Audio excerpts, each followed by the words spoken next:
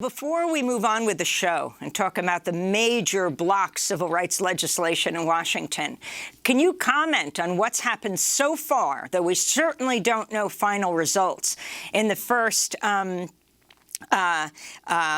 the primary in New York for mayor?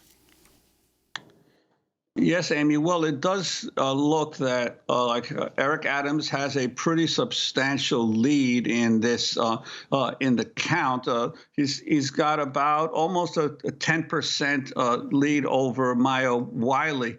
But clearly, since New York is embarking on ranked choice voting for the first time in a mayoral election, there's still a long way to go here. Now there's going to be a process of tallying up the second, third, fourth, and fifth choices of voters. So it's going to take a while. I think the most interesting thing that's happened is, one, the almost complete collapse of Andrew Yang, who was considered and was covered by the press as a front runner for most of the time of this mayoral campaign.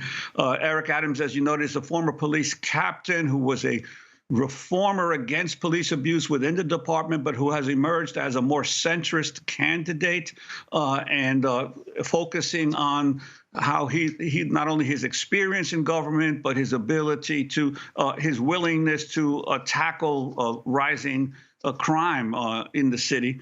And another part of Adams is political viewpoints that hasn't gotten as much coverage. He's a big supporter of charter schools, and he got millions of dollars in support from many billionaires who are also charter school backers. So that remains to be seen how, if he does survive in the final count, what his policies will be toward the public school system.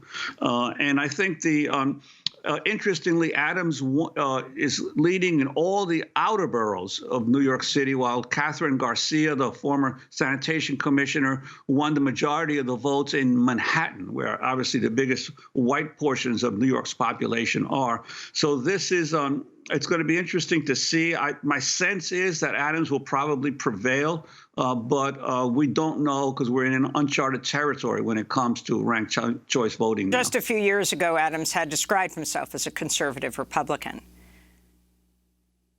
Yes, but having known Eric Adams for many years, as I've mentioned before, I think his conservative republicanism was more a matter of convenience at that time, that he felt that he could get further within the Republican Party than in the Democratic Party, because most of his policies, I would not consider them to be what we consider today Republican policies. Well, we will certainly continue to cover this closely watched race in New York City.